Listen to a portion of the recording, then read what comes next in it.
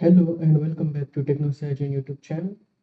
So first of all, we have news regarding Nvidia. Basically, Nvidia's GeForce Game Ready 576.02 driver is here, and it addresses the several RTX 50 GPU issues, which included black screen, crashes, and freezes, and also more. So basically, they had launched it, and it crashes various things, and basically, it's also giving you major performance boost, as we can see over here. Latest NVIDIA drivers boost synthetic benchmarks by 6 to 8% on RTX 50 series GPUs, but I will go over it. But there is some issue with this driver, as done by computer base with its synthetic benchmark, as reported by computer base, whose data shows 8% performance bump in 3D mark.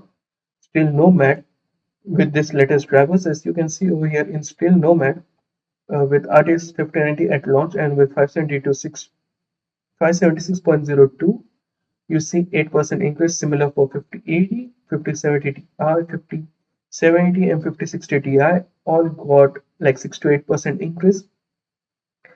Yeah, it's just synthetic benchmark, but any performance is nice.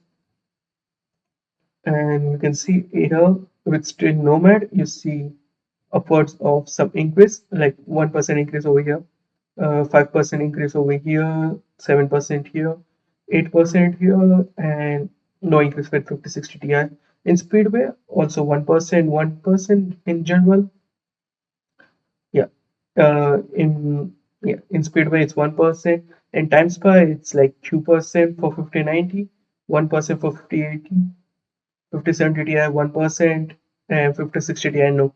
So yeah, overall there's some increase in synthetic benchmarks, but this new driver is having some issue, and it has been affecting GPU temperature sensor bug. Basically, what's happening is there's a sensor inside your GPU which which monitors your GPU temperature, the chip temperature as such, and it is seemingly related to NV API, this API GPU thermal setting API, which became stuck at a fixed value, and the only workaround is a full system reboot.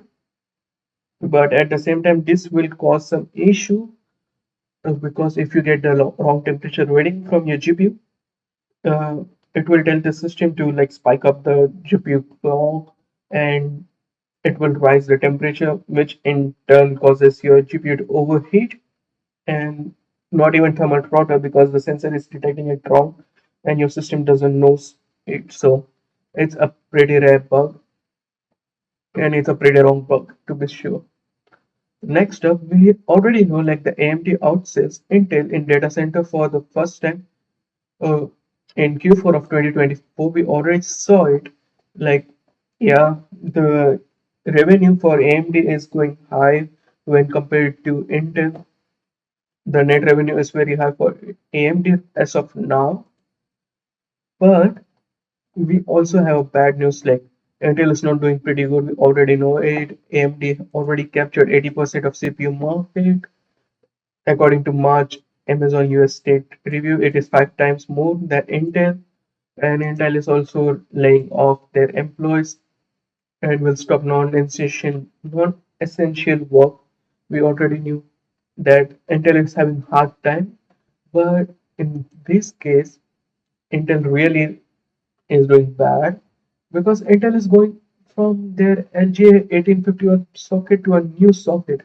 As you can see, Intel's Nova Lake as sub-processor will likely use a new socket. A recent leak, which is originating from a shipping manifest via this leaker, suggests that Intel may have never intended to support Nova Lake as the successor to Arrow Lake as on the LGA 1851 socket. The manifest indicates that Intel is currently testing Nova Lake as on a new LGA 1954 platform, implying that the existing 800 series motherboard will be limited to a Arrow Lake GPU CPU generation. The voltage regulator test equipment referenced in the shipping manifest suggests that the new LGA 1954 platform will continue to support the high bandwidth PCI Gen 5 standard. This looks absolutely terrible for Intel, because Aerolinc S was launched last generation, and LGF 1851 was launched in Q3 of 2024, which is like last. And yeah, there will be new processors which will be Aerolinc based, but they are not supporting the new CPUs. While on the other hand, AMD is doing good, like they are trying to support AM4 for a very long time, and they are literally supporting AM5, which was launched with 7000 with 9000 series, and there are plans to support it for 10,000 and for the CPUs. So this looks pretty bad for Intel's point of view. Like you need a new motherboard, even though you are not upgrading it. If you want to upgrade your CPU, you need a new motherboard, regardless of the fact. But yeah, it looks bad. Next up, we have news regarding Intel and Intel Arc Battle Match G31 and G32 SKUs has been spotted in a shipping manifest again.